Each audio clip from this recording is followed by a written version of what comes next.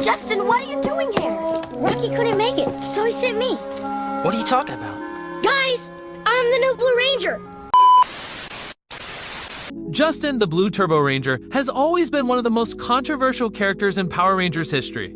To this day, fans still debate why he got so much hate. When you look at it closely, most of the backlash he received wasn't entirely his fault. It was a combination of timing, writing, and the direction of the franchise at that point.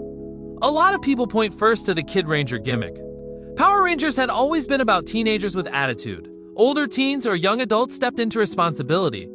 Suddenly, you had a 12-year-old who magically grew into adult size when he morphed. That felt jarring to longtime viewers who had grown accustomed to a certain formula. While the idea was meant to inspire younger audiences, to older fans it looked like a cheap way to attract kids.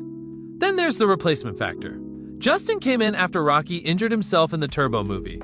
Rocky was already a well-established Ranger from the Mighty Morphin and Zeo days. Justin was stepping into very big shoes, and fans who were attached to Rocky instantly felt like Justin didn't belong. That resentment only grew because Justin wasn't gradually introduced like most new Rangers are. He was just thrown into the spotlight, immediately driving the turbo car and joining the battle. It felt less like a natural transition and more like the writer shoving a new toy onto the screen. Add in the fact that Turbo itself is one of the most criticized seasons in the franchise. Many fans consider it the weakest era thanks to goofy villains like Divatox, inconsistent storylines, and a tone that felt less serious compared to Zeo or even the early Mighty Morphin days. Justin became the face of everything wrong with the show. He unfairly carried the blame for a season that was already suffering in terms of writing, tone, and direction. Another big criticism is that Justin was written as too perfect for his age. He wasn't just a Ranger. He was also portrayed as a prodigy who could fix cars, hack into systems, and solve problems that even adults struggled with. While that was meant to make him look special, it actually annoyed a lot of older fans. They thought it was unrealistic for a 12-year-old to be that gifted, especially when other characters had to struggle to prove themselves. Instead of being seen as relatable, he came across as a kid who could do no wrong. That rubbed people the wrong way, especially older fans who wanted to see flaws, growth, and struggles in their Rangers. The team dynamic also played a big part in why Justin didn't fit. The rest of the Rangers were high schoolers or young adults with their own arcs. Justin was a literal child. That created awkward interactions where he either felt like the little brother tagging along or like the smartest person in the room despite his age. The team chemistry felt unbalanced. Fans who had grown up with the original cast had trouble taking the team seriously when one member was a kid who morphed into an adult body. That constant size shifting became a distraction. It reminded viewers just how unusual his presence was. When older fans look back on Turbo, they see it as the beginning of the franchise's decline. Justin is the most visible symbol of that era. He gets remembered as a bad choice even though the real problems were weak villains, a struggling script, and franchise fatigue. Yet here's the twist. Kids watching at the time didn't see Justin the same way. In fact, many kids connected deeply with him because he represented them. He showed that you didn't have to be a teenager or an adult to be a hero. You could be 12 years old, ride a Zord, fight monsters, and save the world. For those kids, Justin wasn't a gimmick. He was wish fulfillment in the purest form. That's why so many kids, yourself included, saw Justin as inspiring.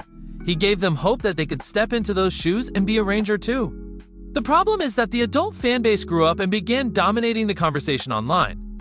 In doing so, Justin became more hated than he ever deserved to be. If you strip away the bias, Justin was actually a creative risk. He was a bold move that broke the formula. What's ironic is that in later seasons like Power Rangers Samurai or Ninja Steel, fans often complained that the franchise had become too formulaic. They said the show was too afraid to take risks. Yet when they did try something radical with Justin, the backlash was so strong that the showrunners never repeated the concept of a child Ranger again. Justin has become a lightning rod for criticism, not because he was inherently a bad character, but because he embodied the growing pains of a franchise trying to figure out how to evolve. It's important to remember that a lot of the hate comes from hindsight. Adults looking back with a critical eye amplify the flaws. In the moment, plenty of kids actually loved Justin. He may not have been the most natural fit for the team, but he did bring something unique to the table. Whether people admit it or not, he left an impression that still sparks conversation to this day. He showed that Power Rangers wasn't limited to one kind of hero. While the execution may not have been perfect, the idea behind him was powerful. He was brave. He stepped into the role when the team needed him. He proved himself in battle time and time again, which is exactly what being a Ranger is about. So the hate Justin gets really says more about fan expectations. It mostly comes from the weaknesses of Turbo as a season more than it does from the character himself. He's proof that sometimes a character is unfairly scapegoated for the failures of the bigger picture.